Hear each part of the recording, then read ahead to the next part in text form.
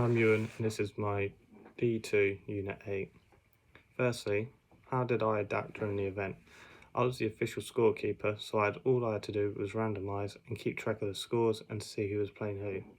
Therefore, my role was quite easy because I had a couple of little roles to do throughout the tournament, but nothing major to plan beforehand.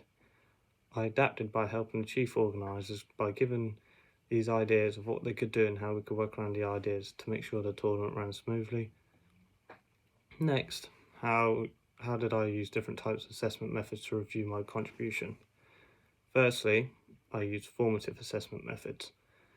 This was including milestones, which meant when helping with the event, by this I set myself different goals to achieve each day. However, my roles weren't that major, so it only took me a couple of days to plan on what I needed to do, and also for the tournament spreadsheet. Secondly, KPI, this stands for Key Performance Indicator, and personally I think that my plan for the event was successful.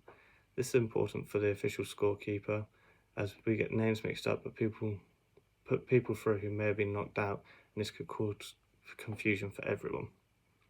Also, when using formative assessment methods, this suggests that everyone concentrates on their own roles and we do not look at the event as a whole and everything as planned. Next, how were you responsible for the success of this event?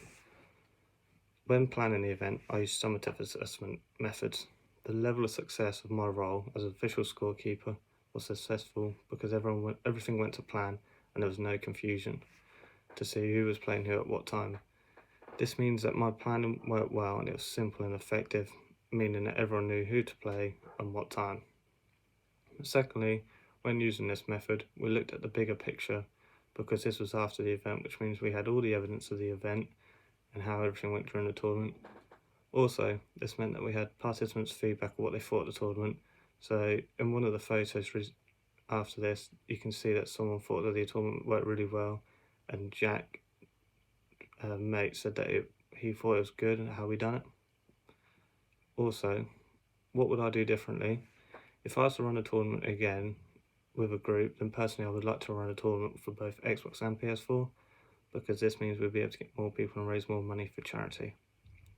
Finally, I would make sure that the poster gets put out earlier so we get more people involved and more people to share it across their social media platforms.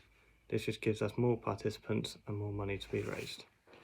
Carrying out roles and responsibilities, in this photo I kept track of the scores by using and designing a tournament plan sheet. This gave me the idea to see who was playing who, and also an easier way to keep track of the scores and to see who was going through to the next round. Next, I used an effective use of resources and equipment. I used a random generator, it was called random.org, and this would see who was playing who, so I'd list each name, 1 to 8, and then this would generate it differently, so the names, so first would play second, third would play fourth, and it would be so on like that for the rest. Ensuring health and safety is maintained. I took photos and showing everyone how to sit properly in their chair whilst playing. Also, I researched that if you're using a 40-inch TV, you need to sit upright and sit 8.3 feet away from the TV to ensure that your eyes will be easily adjusted to the TV screen. Also, my decision making and appropriate to my own role. In this photo, you can see that I use Google Generator. However, it only allowed me to use a max of 10 people, and if we were to get more people for a different tournament, then I would not be able to use this generator as it's not enough generating systems. Next, the adapting to plans as necessary. In this photo, it's an example of if we had an extra member or an extra participant, we'd need to use a buy system. So ways we've done this is that if the 9th person would get a buy automatically through to the next round, as it's in the next pair. Next is managing the participants effectively. In this photo, you can see that we had a group chat with all the participants. This way it was easier to see what was the score in each game and who won what game.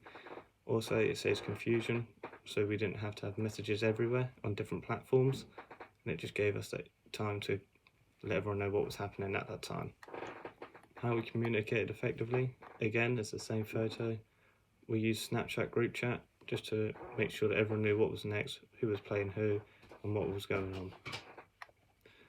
Lastly, how we responded to the appropriate issues is that we made sure that everyone knew the rules and what was happening before they wanted to take part. We put this on our Instagram page to make sure that everyone knew what they were doing and what was happening next.